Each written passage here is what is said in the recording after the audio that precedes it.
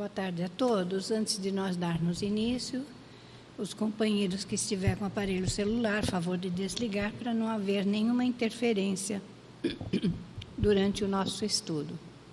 Está ruim, né? Opa. Eu vou ler uma página do Busque e Acharás, psicografado por Chico Xavier, pelos espíritos Emmanuel e André Luiz, e esse aqui é de Emmanuel. Degraus da vida. Comparemos o mundo a grande instituto de ensino. Aceita a existência no planeta por estágio educativo de que necessitas, ainda mesmo quando te reconheças na condição de doente, sob regime de internação em alguma das enfermidades da escola. Nasceste no lugar mais indicado aos ensinamentos de que precisas e no grupo familiar que mais se te aconselha ao currículo de lições. O corpo físico é a carteira de recursos a que te prendes para efeito de preparo e burilamento. A religião do teu clima doméstico é a classe de iniciação na espiritualidade maior, na qual podes seguir indefinidamente para diante no rumo dos mais elevados conhecimentos. Faze, pois, da ideia de Deus que já possuas o caminho da própria ascensão. Elege no trabalho a tua bênção de cada dia. Compreendamos que o bem é a execução da lei divina a estabelecer a felicidade dos outros com a mesma justiça com que a estabelece para cada um de nós. E o mal é a tribulação que porventura estejamos impondo à existência do próximo. Dever é rotina de instrução. Disciplina é condição de êxito. Dificuldade é exercício de aperfeiçoamento. Conflito é aula de reequilíbrio. Tentação e repetência de testes nos quais já falimos, em nos referindo às reencarnações passadas. Obstáculo é desafio para a melhora de resistência. Solidão é pausa de reajuste. Menosprezo de pessoas queridas é convite ao aprendizado do amor genuíno. Contratempos se definem por avisos salutares no serviço a fazer. A não ser para auxiliar desinteressadamente, não procures tanto saber o que sucede no curso dos colegas e dos vizinhos, porque de volta ao lar maior, responderás essencialmente por ti. À vista disso, não ouvides que ninguém se eleva sem elevar-se na vida pelos degraus da lei de elevação. Graças a Deus. E diante desta belíssima lição, que nós estejamos com os nossos corações apaziguados, para podermos beber nessa fonte que emana do coração de nosso Pai Celestial, que nos traz as lições que o nosso espírito necessita, para que possamos, através do aprendizado, compreender, se resignar e aceitar tudo aquilo que não podemos modificar. Porque tudo isso faz parte da nossa escolha diante da reencarnação para um melhor aproveitamento para o nosso espírito. Abençoa a nossa Andréia, que nos trará o estudo do Teu Evangelho na tarde de hoje. Abençoa a nossa Francisca, que nos trará o estudo do Fonte Viva na tarde de hoje. E abençoa a todos nós que aqui estamos, para que possamos, sim, ter lucidez e discernimento naquilo que for dito do Teu Evangelho. E assim, Senhor, que seja em Teu nome, em nome de Maria, em nome de toda a direção espiritual da Casa do Caminho, mas, acima de tudo e sempre, em nome de Deus, nosso Pai, que, encerrando essa prece, possamos dar início ao nosso estudo do Evangelho na tarde de hoje. Que assim seja, graças a Deus.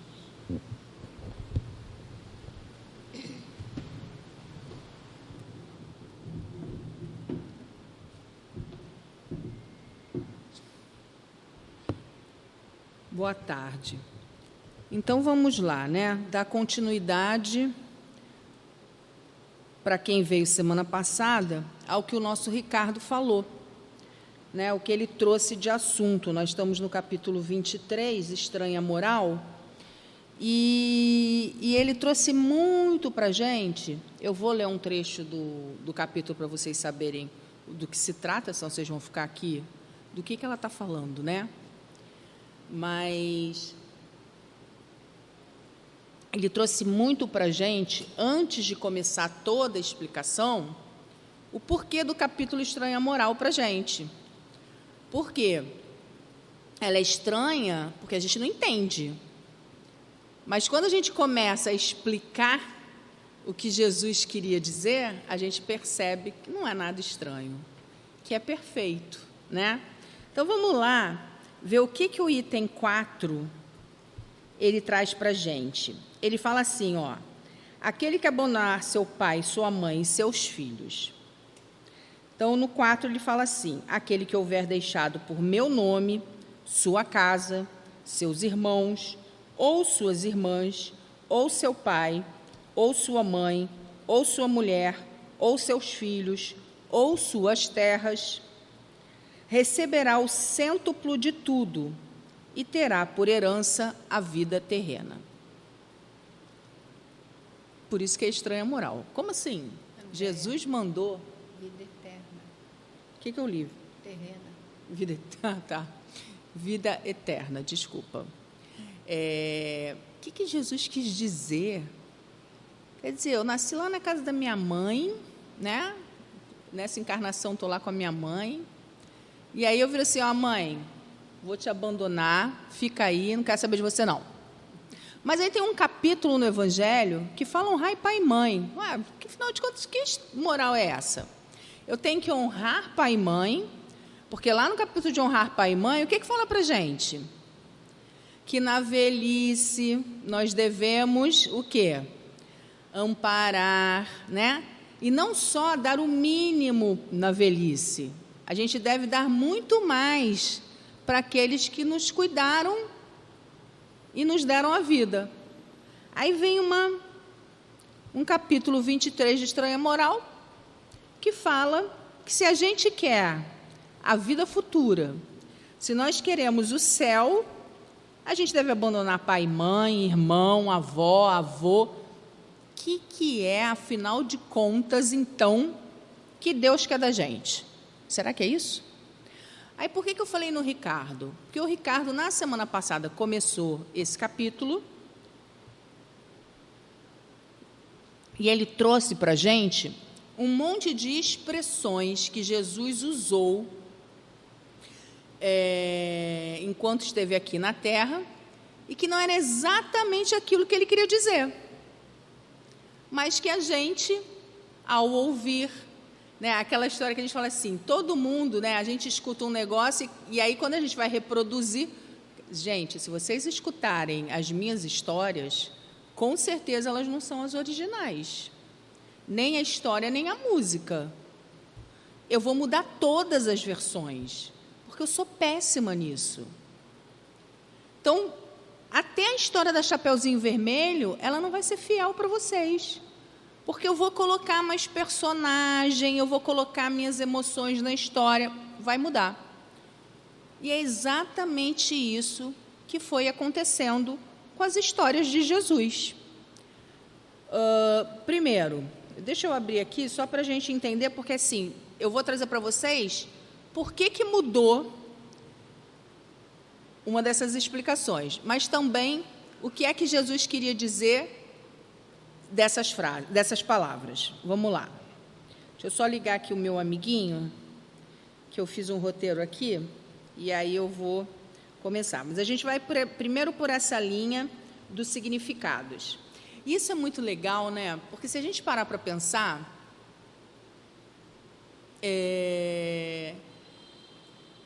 todos nós aqui podemos ler a mesma história. A gente pegar aqui o Evangelho, cada um vai ler, entender e interpretar a sua moda, não é? A forma como aquilo primeiro bate no seu coração. E como é importante depois a gente entender o que o autor queria dizer, não é? A gente fazer um estudo. Para quê? Para que aquilo ganhe um novo significado na nossa vida também. Porque muitas vezes a gente tem uma interpretação segundo aquilo que nós temos dentro de nós, segundo os nossos conhecimentos. Então, tudo isso muda muita coisa. Então, vamos lá. Pensando nisso, eu separei aqui exatamente isso para dizer o porquê que a gente estranha tanto a estranha moral. Vamos lá. Primeira coisa, já trouxe a questão das histórias, né? Se fosse eu ia mudar a história, porque eu não sei contar nada igual. Quem é que escreveu a história de Jesus? Foi ele? Não. Foram os apóstolos ou as pessoas que viveram com ele. Se não foi Jesus que escreveu, foi alguém que escutou falar, não pode ter mudado algumas coisas? Isso pode ser uma das explicações. Então, Jesus nada escreveu. Outra coisa, Jesus falava em aramaico. E vocês sabem em que língua foi escrito o Evangelho? Em grego. Olha a diferença. Já viram o Haroldo Dutra, muitas vezes trazendo para a gente algumas explicações, como ele vem trazendo o significado de várias palavras do aramaico até o grego, como tem diferença, como muda, o que aquela palavra significava, ou que aquela palavra tinha diversos significados? Não precisa ir muito longe. Meia. Meia pode significar várias coisas, vai depender do contexto que eu uso meia. Se eu for falar da meia que eu vou calçar nos meus pés, que eu vou vestir nos meus pés para usar o tênis, é a meia. Mas se eu for falar de eu quero uma meia entrada, é outra coisa. Então, meia pode ter vários significados. A mesma coisa é quando a gente vai aqui falar nas palavras que eram usadas lá no tempo de Jesus. Uma outra coisa é que escreveram muita coisa após a morte de Jesus. E muitos que escreveram, por exemplo, Marcos não viveu com Jesus. E a gente tem o Evangelho de Marcos, a gente tem o Evangelho de Lucas. Lucas também não é do tempo de Jesus, não é? Então, a gente tem escritos, eu até coloquei aqui o de Marcos, porque Marcos ele viveu 70 anos depois de Cristo. Então, ele escreveu aquilo que contaram para ele. Olha o que eu falei para vocês. Andréia contaria de outra forma.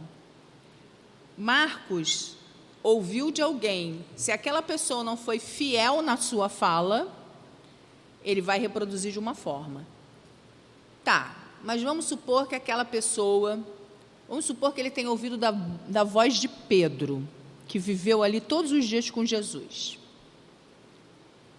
Mesmo assim, o nosso Marcos pode ter modificado algumas coisas. Dá para entender? Por quê?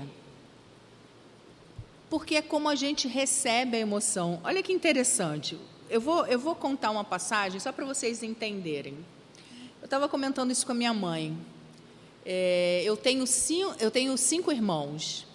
E as minhas 2 irmãs mais velhas passaram a maior parte da infância comigo, né? As que são mais chegadas, que é a Patrícia, a Sandra e eu. Esse final de ano, a minha irmã mais velha, que é a Patrícia, contou coisas da minha infância. E a Sandra também tem o hábito de contar coisas da infância. Aí eu virei para minha mãe e falei assim: mãe, eu tenho a impressão que ou eu sou doida ou eu vivi outra infância. Porque elas estão contando coisas que não aconteceram. Coisas que eu não lembro de estar lá. Isso não aconteceu. Aí a minha mãe falou assim: não, a minha irmã também fazia isso. E eu juro para você que isso não aconteceu também. Será que elas são doidas? Ou será que o olhar delas sobre o mesmo fato não foi diferente? Ou será que as coisas também não foram cronometradas em tempos diferentes? Vocês percebem? Quantas vezes a gente aqui vivenciou coisas na Casa do Caminho, todos nós ao mesmo tempo? Só que aí a idade vai passando e as coisas vão se perdendo. A gente não tem a impressão que, numa encarnação, a gente viveu várias coisas e parece que tem coisa que a gente viveu numa outra encarnação, que já faz tanto tempo que aquilo aconteceu? Principalmente quando a gente vai envelhecendo, né? Então, gente, tudo isso é muito possível de acontecer quando a gente for contar uma história. Se não for escrito tudo na hora, se perde. E isso eu estava conversando com ela sobre a história da Casa do Caminho. Eu falei, cara, a gente perdeu muita coisa.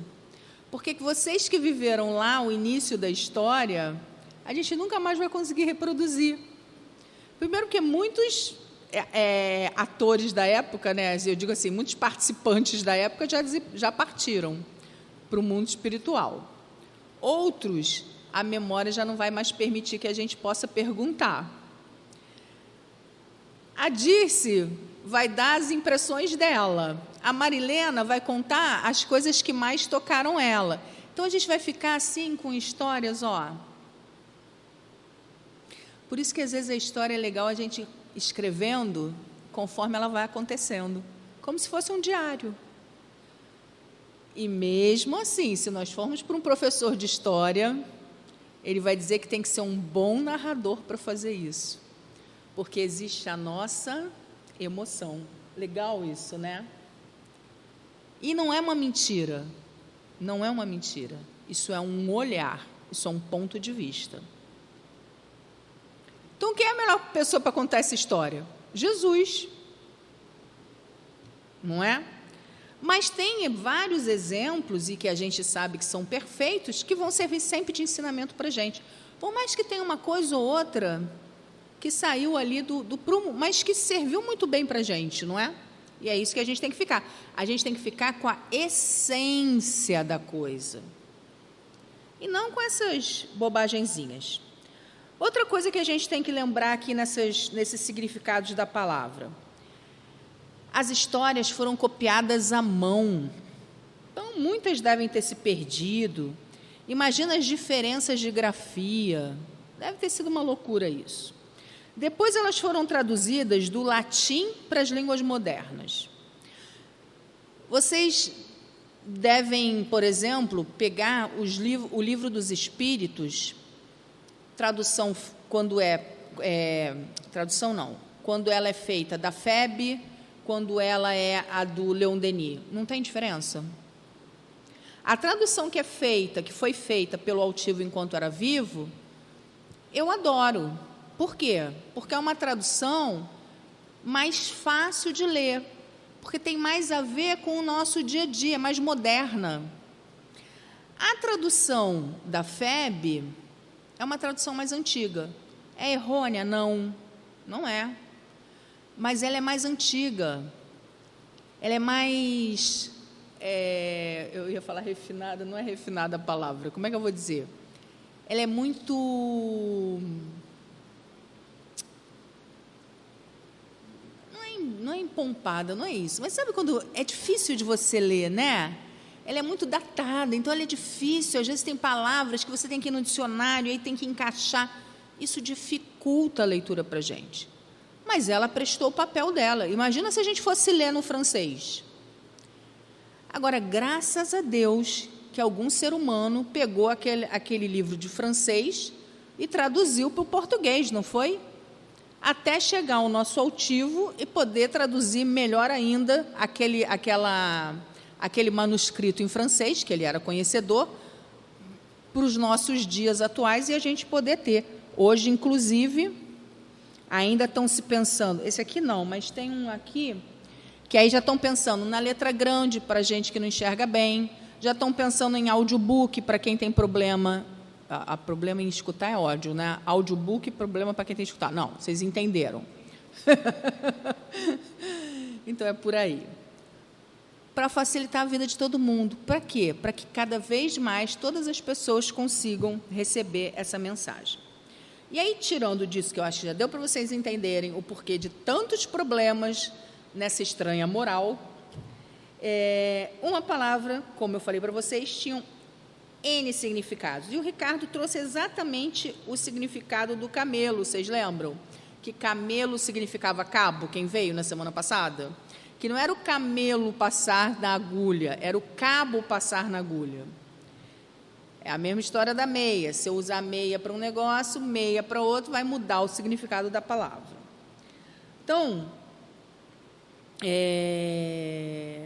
vamos agora voltar propriamente, né, para o tema da palestra. E eu não sei por que não... não está voltando porque eu não estou clicando no lugar certo. Então, vamos entender agora, entrar no tema mesmo, no odiar pai e mãe. Será que Jesus, pensando nisso, lembra a palavra que o Ricardo disse? Odiar significava o quê que ele falou para a gente? Que era amar menos, lembram? Então, não é que eu odeio o meu pai, não é que eu odeio a minha mãe, mas eu tenho que amar menos eles para eu poder me dedicar mais às coisas de Deus. Então, se alguém vem a mim e não ama menos o seu pai, não ama menos a sua mãe, não vai conseguir, às vezes, se dedicar às coisas da vida futura. E a gente ontem trouxe na palestra, né, exatamente isso. Vocês aqui várias vezes devem ter vivido essa situação. Muitas vezes vocês estão hoje deixando em casa os seus amados, os seus queridos, estão amando menos eles. Não estão? Alguns deles devem estar bravos que vocês estão aqui, ou às vezes nem tão bravos, mas gostariam que vocês estivessem fazendo outras coisas e vocês estão aqui, escolhendo construir a vida futura de vocês, enquanto eles estão ou trabalhando, ou só vivenciando a vida da matéria, ou incapacitados no momento de estarem aqui, por aí vai. E está ocorrendo a divisão aí, não está? Semana que vem é a divisão da espada. Olha a divisão da espada acontecendo.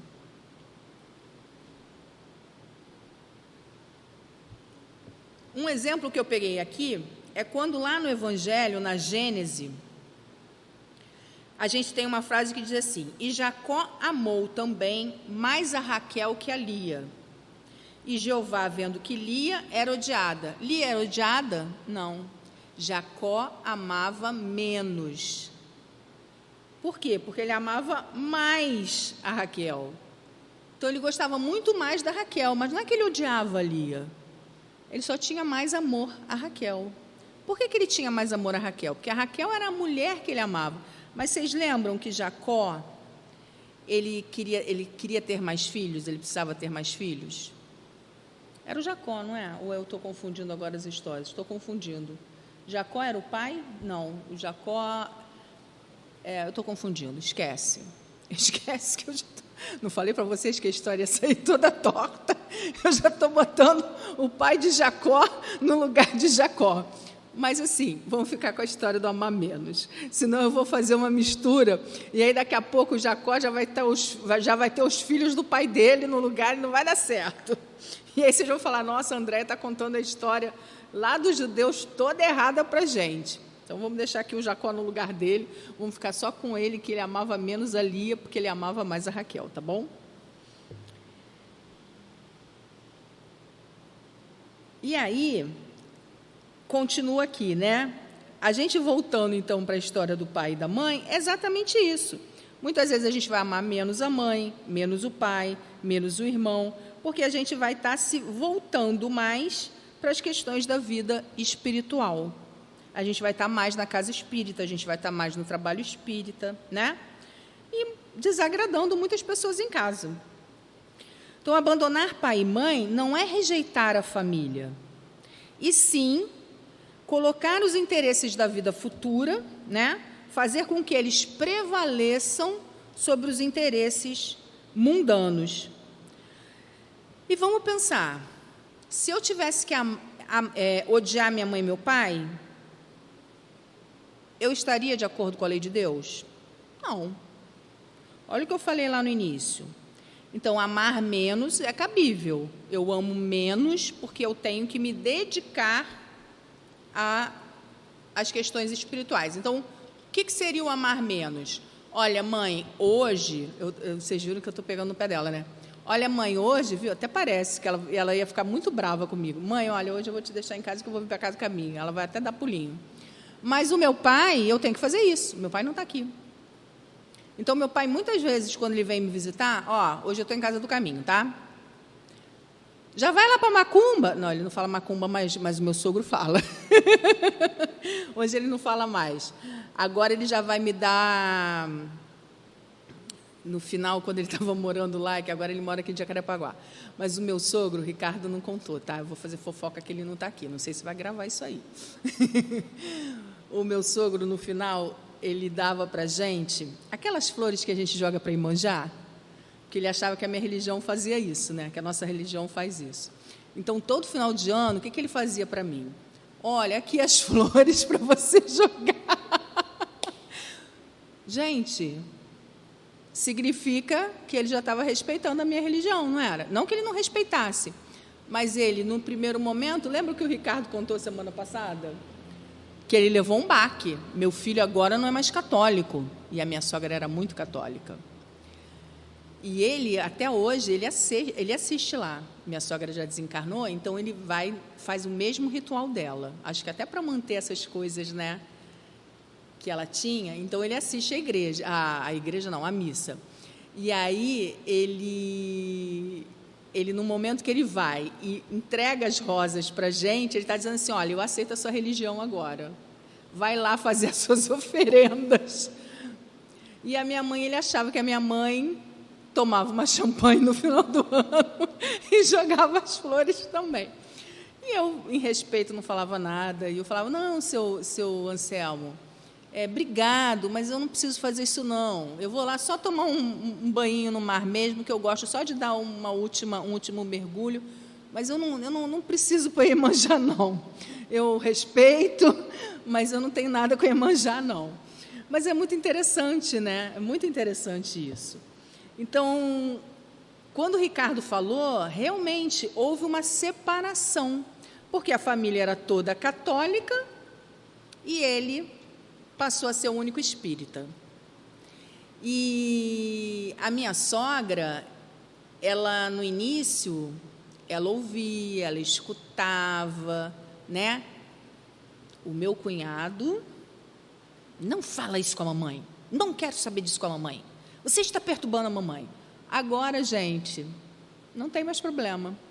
Isso é muito bacana também da gente ver, né? Porque, às vezes, no primeiro momento, ela pode gerar isso, mas quando o outro vê que isso está fazendo bem para você, muitas vezes também o outro vai te respeitar, né? Então, é o que ele está falando aqui. Às vezes, você vai abandonar momentaneamente, e não é abandonar, brigar com a família, nada disso. É isso que a gente tem que entender. Às vezes, é você falar assim, olha, hoje eu vou chegar mais tarde para almoçar, porque a gente respeitava. Domingo era dia de almoçar na casa dele. E tinha encontro aqui na casa. Então, o que a gente fazia? A gente vinha para o encontro, aí ligava para eles e falava assim, vamos chegar mais tarde, porque hoje tem encontro. Aí, às vezes, eu avisava a Alba, avisava a minha mãe, a gente saía um pouquinho antes e corria lá para almoçar com ele. E, devagarzinho, a gente foi conquistando o nosso lugar. Eu sempre conto isso. A minha filha, a primeira, eu tive que batizar na igreja. Não porque eu acreditasse, mas ele não se conformou. Olha aí o problema de mãe e pai também. Ele ficava, essa menina chora horrores. Essa menina, olha só o que a igreja diz. Né? Eu não sei o que a igreja diz. Mas tem um negócio, né, que criança batizada não entra no reino do céu.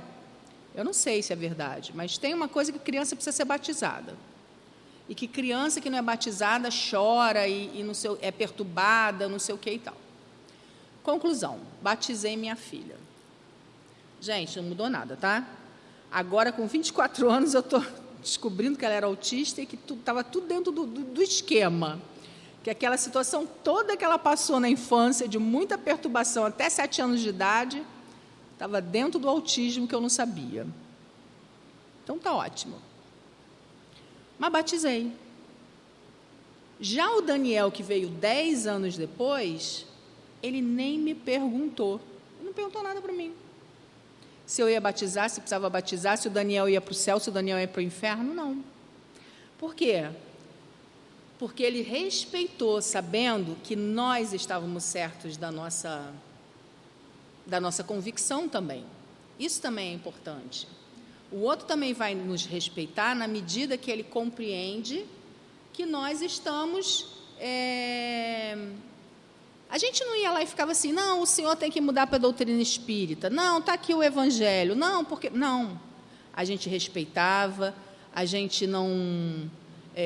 eles nos respeitavam, e é assim que tem que ser, gente. É claro que eu estou falando aqui, não vai ser na família de todo mundo esse mar de rosa. Eu sei que tem muita gente que tem conflito, mas não foi feito para a gente brigar, não é? Religião não foi feito para a gente brigar, não foi feito para a gente se matar. A gente tem que respeitar. A gente pode... Isso com tudo. Religião, futebol, política. A gente pode não concordar com o outro. A gente pode não ter o mesmo... Mas nós devemos respeitar. Respeito tem que ter sempre. Então, se a Fran lá votou, né, que a gente não vai falar de eleição aqui, mas vamos lá, a Fran votou lá num candidato diferente do meu. Eu posso não concordar, mas eu respeito. E a gente tem que manter o bom respeito de irmãs em Jesus, irmãs em Deus, e filhas de Deus. E não ficar se atritando. É sempre assim que a gente deve fazer. Se fosse, ia ser mais fácil, não ia? Agora, o que a gente viu aí? Havendo um racha, não é? Havendo muitas mortes. Ainda há muitas mortes porque a gente não aceita a religião do outro. Ainda, na última eleição, o que a gente viu? Ah, você vota no candidato tal? Pum, tiro na cabeça da pessoa. Ou bate na pessoa. Que isso, gente? Não é assim que a gente vai crescer, não é? Então, vamos lá, vamos voltar aqui para o prumo da conversa. E aí ele continua aqui, olha o que Pedro fala sobre isso. Então disse Pedro, eis aqui estamos nós, que deixamos tudo e te seguimos. Então Pedro, ele larga a família. E olha que a sogra de Pedro, eu não conheci não, mas a Alba dizia que a sogra de Pedro não era fácil. Eu não sei se a Alba conheceu a sogra de Pedro, mas como a Alba lia muito, eu acredito nela. Em verdade vos digo que ninguém há que, uma vez que deixou pelo reino de Deus a casa, ou os pais, ou os irmãos, ou a mulher, ou os filhos, logo nesse mundo não receba muito mais, e no século futuro a vida eterna. É a mesma coisa que a gente está lendo. É Pedro também dizendo a mesma coisa que está no Evangelho que a gente vem trazendo até agora. Falando o quê? Que nós temos que, muitas vezes, abrir mão das coisas que nos afastam da nossa construção da vida futura.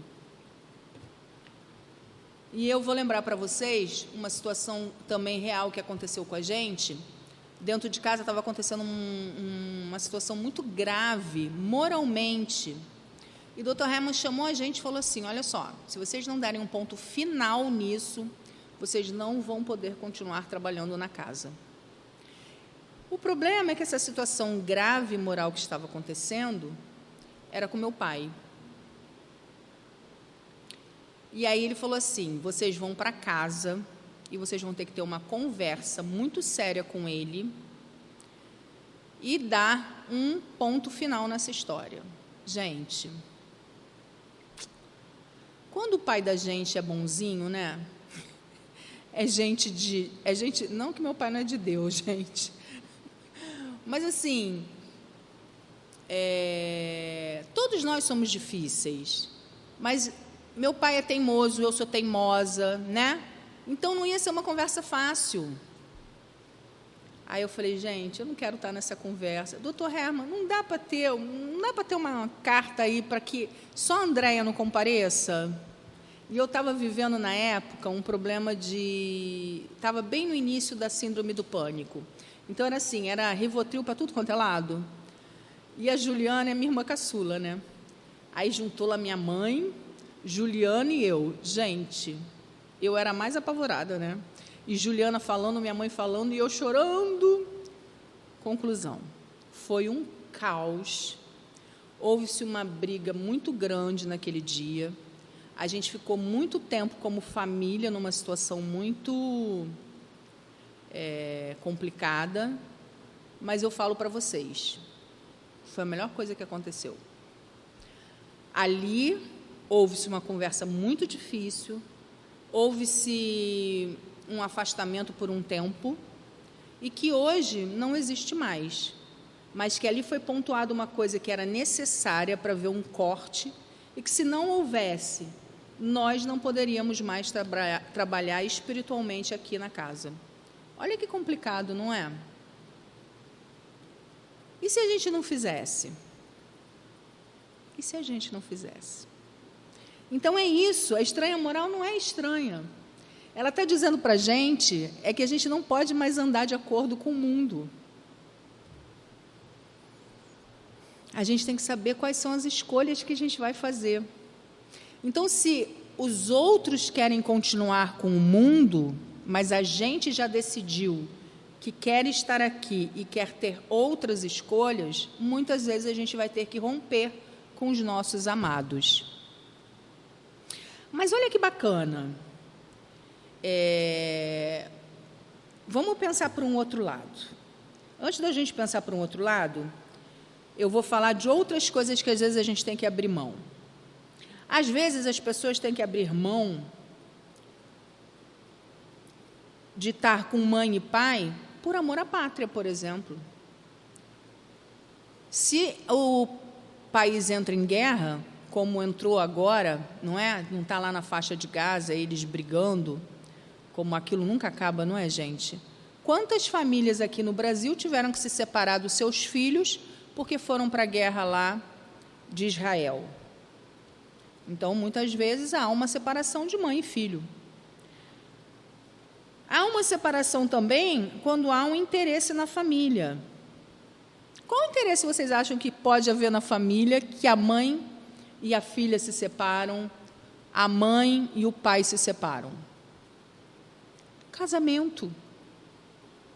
Não é uma separação ruim, né? Mas, por exemplo, quando eu decidi formar minha família com meu marido, eu virei tchau mãe, tchau pai, estou indo formar minha família. Não separou? Separou. E isso não é ruim.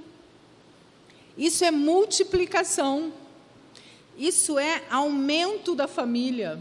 Mas a gente só vê pelo lado pequeno, né? A gente acha que é um racha. Não. Claro que às vezes dá uns conflitos, né? Dependendo do agregado que a gente traz para dentro da família, vai dar conflito.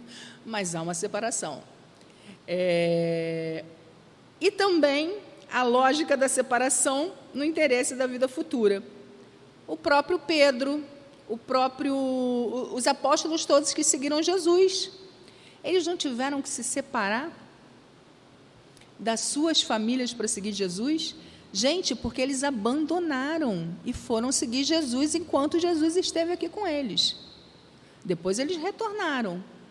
Mas foram também viver o apostolado. Então, ontem a gente estava falando no aniversário, que a Lena, no depoimento dela, ela falava ali que ela ficava segunda, quase todos nós, né? Mas vamos lá. Segunda, terça, quarta, quinta, sexta, sábado, domingo. Hoje em dia a gente está menos. Mas quantos de nós ficou mais tempo na casa espírita do que ficava na nossa casa? Não como os apóstolos. Mas a gente não estava aqui fazendo uma separação? Por quê? Porque a gente estava justamente pensando no quê? Todas essas aqui, no progresso. Quando a pessoa está lá no interesse da pátria, ela está pensando no progresso do país. Do casamento, ela está pensando no progresso familiar, está expandindo os laços de família. E das raças também. E quando ela está pensando na questão que a gente falou do interesse da vida futura, ela está pensando no progresso moral, não é? Então, a gente tem que pensar dessa maneira. E aí, para vocês não ficarem muito desanimados com essa história de odiar mãe, odiar pai, que é tão, né? Ai, será mesmo? Ai, não estou muito bem com essa história não, né? Mas não, ninguém vai odiar não. A gente vai só amar menos para a gente pensar que a gente tem que progredir moralmente. E aí, quando eu trouxe para vocês assim, olha, mas a gente pensa muito pequeno, a gente tem que pensar grande.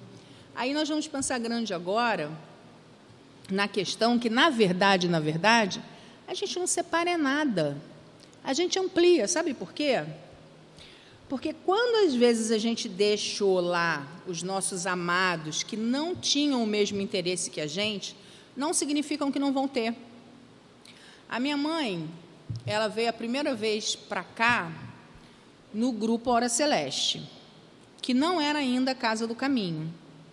Isso há mais de 32 anos, porque a Casa do Caminho existe há 32 anos. Mas o grupo, como o grupo de costurinha, ele existiu muito tempo antes. A minha irmã mais velha tinha 15 anos, hoje ela está com 50 e lá vai umas pedradinhas. Então, olha quanto tempo, né? Uns 40 e poucos, pelo menos.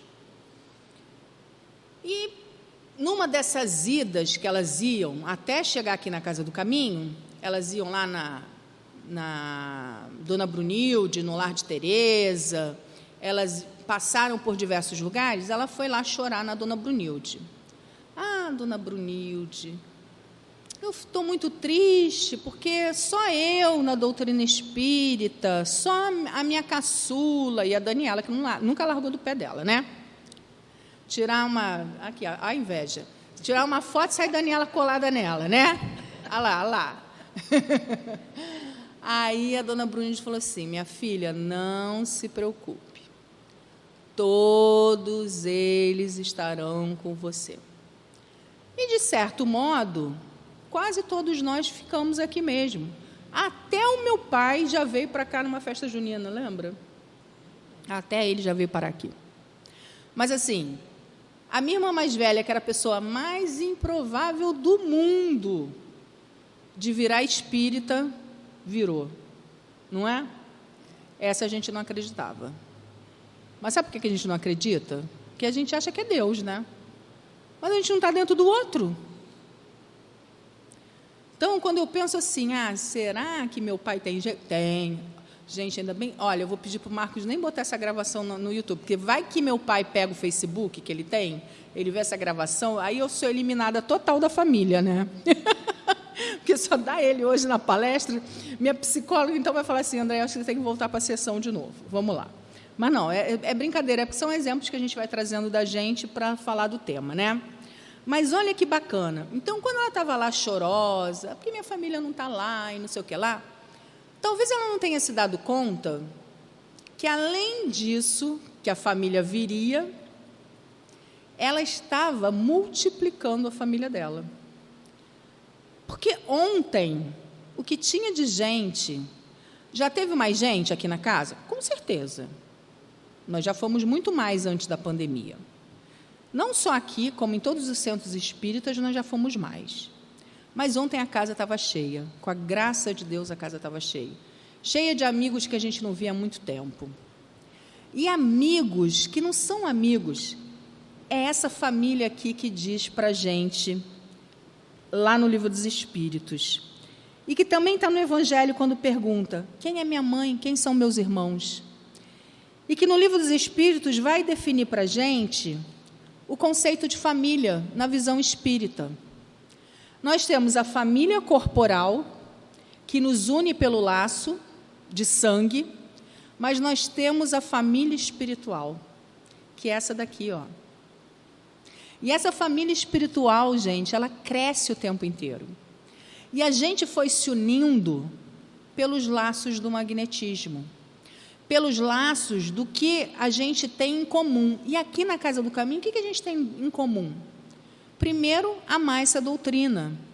Mas nós vamos, cada vez mais, no convívio do dia a dia, eu digo, a gente tem mais convivência, nós nos conhecemos mais, nós trocamos mais ficha, muitas vezes, do que com os nossos próprios familiares. Talvez não com o filho, talvez não com o marido, mas, às vezes, com um primo, com um tio, que, às vezes, a gente não fala há muito tempo. Ontem, na palestra, eu fiquei até com medo de dar exemplo, porque era tanta gente querida. A Gabi estava aqui, a filha da Monique, não sei se todo mundo conhece, e eu contei a história de que ela mexeu na minha barriga quando eu estava grávida da Beatriz. Depois eu cheguei em casa e fiquei assim, gente, eu não falei da Júlia. A Júlia tem uma amizade de 24 anos com a Beatriz também. Quando ela ouvir essa palestra, ela vai pensar que eu esqueci dela, e é minha filha do coração. Então, assim, porque realmente as pessoas dessa casa são nossa família. E aí, o que tem de estranho nisso? Será que Jesus nos desuniu? Ou será que Jesus, ao trazer todos nós para essa casa, ele não está aumentando essa parentela? Ele está aumentando essa parentela. Ele está aumentando essa parentela. E ao a gente melhorar essa convivência, porque aí essa parentela, a gente está falando dos encarnados, mas a gente está aumentando essa parentela e essa amizade também com os desencarnados. Porque a gente vai convivendo tanto aqui com os desencarnados, que a gente fala com o Dr. Herman como se o Dr. Herman fosse uma pessoa encarnada. A gente fala de Dr. Bezerra como se ele fosse encarnado, não é? Esse intercâmbio com eles é tão grande que, às vezes, a gente até esquece que eles são muito melhores do que a gente, e a gente fala até com uma certa liberdade, que a gente tem que tomar cuidado para não ser deselegante, não é? Que a gente tem que lembrar que eles estão acima de nós. Deus no topo, mas eles estão moralmente acima de nós. E a gente deve sempre muito respeito a eles. Então, essa convivência com eles. Então, gente, essa família só cresce. Não tem separação. Nós é que somos bobinhos e achamos que estamos aí sendo separados. Então, de moral estranha não tem nada. O que tem é justamente aquele início da palestra que a gente fala assim, o significado. Agora eu estou entendendo. Quando Jesus trouxe isso, a gente não tinha ideia do que era família. A gente estava achando, como o Dr. Herman diz lá, a gente estava achando ainda que a gente era só família, a minha mãe e meu pai, o meu irmão. Todo mundo que nasceu da barriga da minha mãe era minha família. Agora eu estou entendendo. E para fechar, porque eu já falei demais e eu enrolo vocês para caramba, eu vou deixar em aberto aqui o convite, porque o tema da família está dentro do encontro de carnaval desse ano, e eu já trouxe uma pequena fala do que a gente vai trazer no encontro de carnaval. O encontro de carnaval vai ser dia 10, sábado, e dia 11 aqui na nossa casa. E vai ser bem legal. Uma das coisas que a gente vai descobrir, tipos de família, quem é meu pai, quem é meu irmão, a família de Jesus. Quem era a família de Jesus? Lembra que Jesus renegou a família? Falou para tirar a mãe, tirar o irmão. Jesus estava doido naquela hora? E essa passagem vem daí. Ou será que aquelas pessoas, naquele momento, não é? Elas estavam totalmente, moralmente distantes de Jesus? Não Maria, mas os irmãos encarnados de Jesus naquela encarnação não vibravam e não pensavam como Jesus. Quem era a verdadeira família de Jesus? Aqueles a quem ele veio socorrer. Os pobres, os estrupiados, os necessitados, o que vinham nas multidões atrás dele.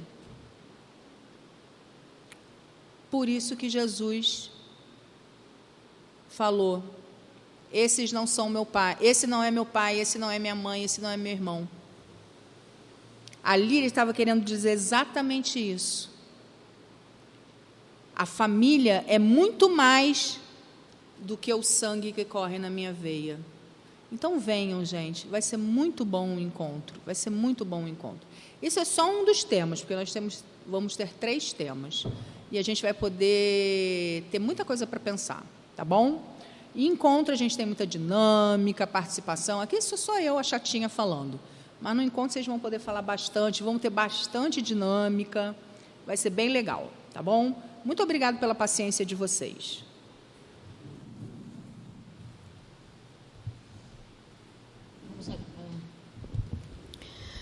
Vamos agora para o nosso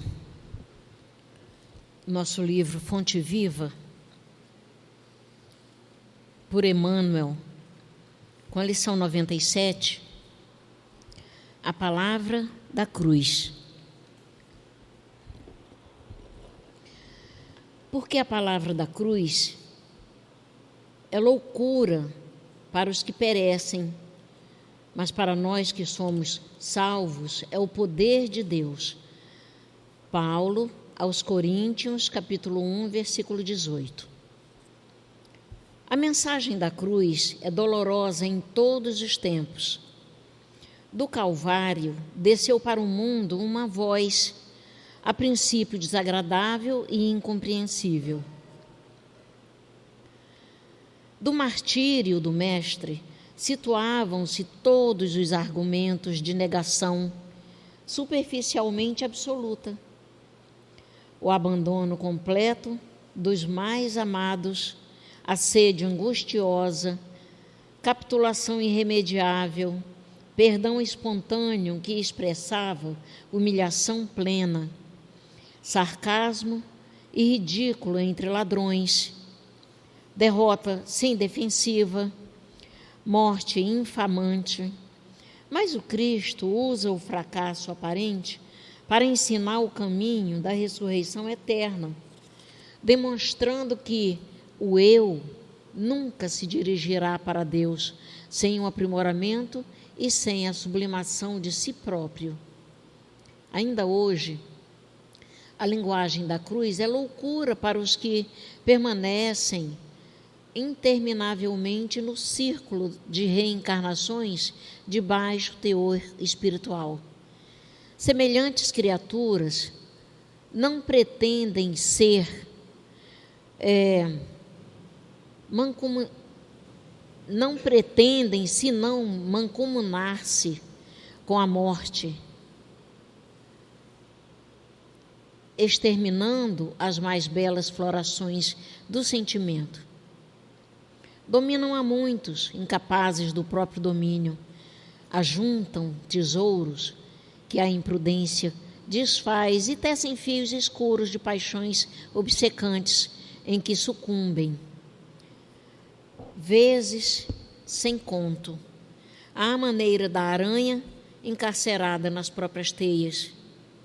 Repitamos a mensagem da cruz ao irmão que se afoga na carne, e ele nos classificará à conta de loucos. Mas todos nós que temos sido salvos de maiores quedas pelos avisos da fé renovadora, estamos informados de que, nos supremos testemunhos, segue o discípulo para o Mestre, quanto o Mestre subiu para o Pai, na glória oculta da crucificação. Graças a Deus. Agora vamos para o nosso momento do passe.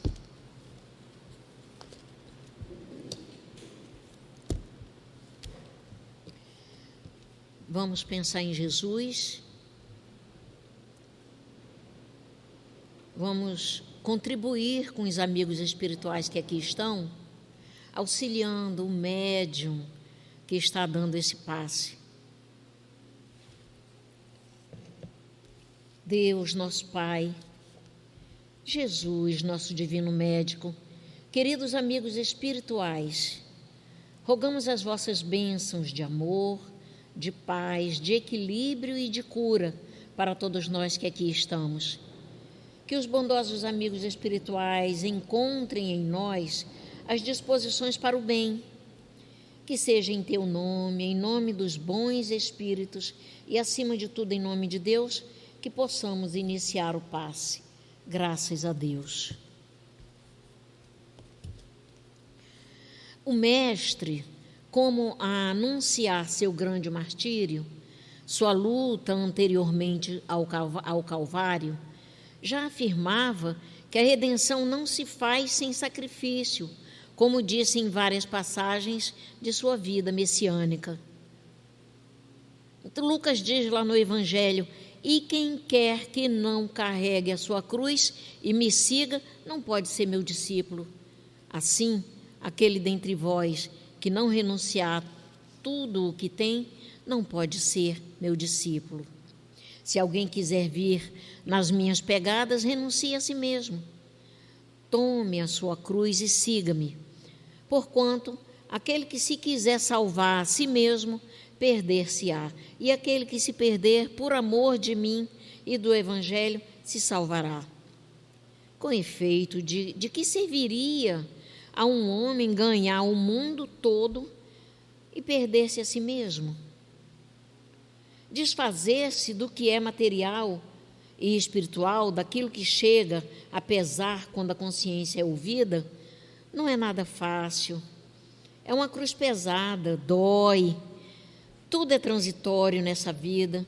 O objetivo da encarnação é o progresso espiritual e não tão somente o progresso intelectual, que ajuda aquele ou o acúmulo de propriedades e bens de consumo que trazem alegrias, segurança e descanso, mas traz muitas vezes a tristeza, a decepção e a injustiça da ingratidão.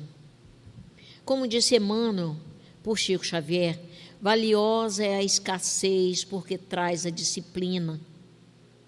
Preciosa é a abundância porque multiplica as formas do bem.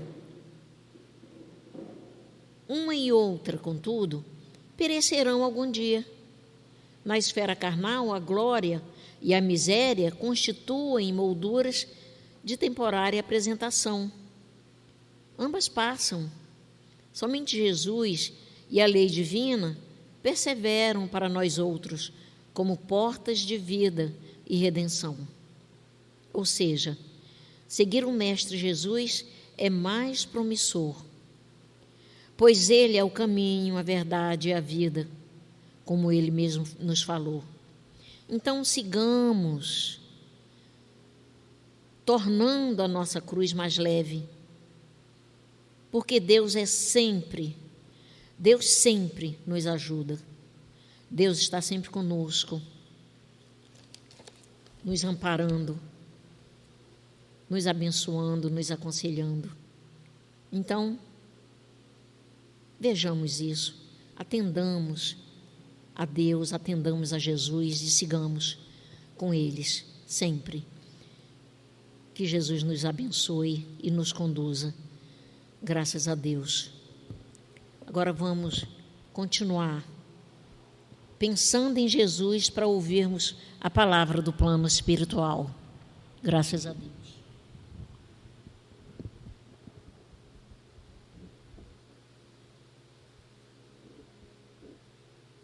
Abençoada doutrina, que nos conforta, que nos traz a esperança, que nos dá o ânimo para que a gente possa prosseguir na nossa caminhada. Jesus, quando aqui esteve, mostrou a sua bondade, nos direcionando no caminho do bem, nos ensinando a amar a Deus de todo o nosso coração, amar ao próximo como a nós mesmos, e nos ensinou a amar até os nossos inimigos. Não da mesma forma que se ama um amigo, mas desejando todo o bem, que ele tenha sucesso, que ele seja vitorioso nas suas buscas. Foi isso que Jesus ensinou. Que nós compreendamos que a vossa bondade, Pai, nos permeia sempre os passos e nos traz a realidade da vida, nos mostrando que, de acordo com as nossas escolhas, seremos felizes ou infelizes. Sabemos que nascemos no berço certo, com os pais que eram necessários para nos educar intelectualmente e nos dar também a educação religiosa, nos mostrando o caminho que nos levava ao Pai. Somos felizes. Não que seremos privilegiados, mas que temos todos os conceitos embasados no Evangelho para que façamos a nossa parte com amor, com devotamento, com espírito de renúncia, amando os nossos semelhantes, da mesma forma que Jesus nos ama. Não olhando as imperfeições dos outros, mas buscando o que Ele tem de melhor, para exaltá-lo, para que Ele possa seguir o caminho do bem, o caminho da luz, o caminho que nos leva às moradas felizes que Jesus e o Pai nos prepararam. E continuemos, sim, resolutos nessa estrada que enveredamos para a nossa libertação espiritual, de velhos conceitos, de velhos hábitos, de velhas atitudes do passado, e fazer brilhar a luz em nós. E que Deus possa nos dar todas essas condições de força para vencermos a nós mesmos e cumprirmos com aquilo que nos programamos antes da reencarnação. Que nós possamos atingir os objetivos necessários. Que nós saiamos melhores do que quando aqui adentramos. Porque esse é o desejo do Pai. Esse é o desejo de Jesus. Esse é o desejo de nossa Mãe Santíssima e de todos os nossos amigos espirituais que nos avaliaram, que confiaram em nós e nos permitiram que aqui chegássemos e cumpríssemos com aquilo que nos programamos. Pensemos nisso, meus irmãos, e façamos com todo carinho a tarefa que nos foi confiada, para não perdermos o galardão que Jesus nos emprestou.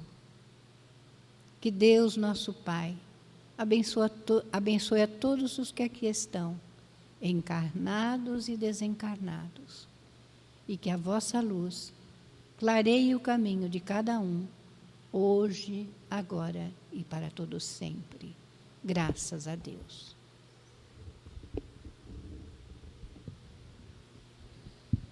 Graças a Deus.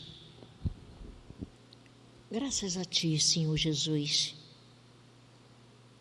Obrigado, Senhor, por esse momento de luz.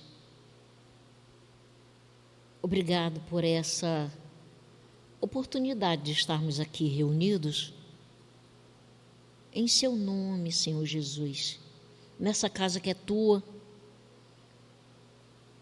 Ajuda-nos a caminhar, Senhor Jesus. Ajuda-nos a merecer o Seu amor. Ajuda-nos, Senhor Jesus, em todos os momentos de nossas vidas. Abençoe, Senhor Jesus, esta casa que é Sua. Abençoe a todos os amigos espirituais, trabalhadores desta casa e trabalhadores de outras casas, né, Senhor Jesus? Abençoe os filhos de Deus que estão aqui assistindo a essa reunião, a seus familiares e aos espíritos que vieram aqui assistir a essa reunião. Abençoe a todos eles. Senhor Jesus, que possamos voltar para os nossos lares na vossa santa paz, Senhor Jesus. Que assim seja, graças a Deus. Em seu nome, Senhor Jesus, em nome dos amigos espirituais que aqui estão, e principalmente em nome de Deus, nosso Pai, pedimos permissão para encerrar a nossa reunião nessa tarde de hoje. Graças a Deus.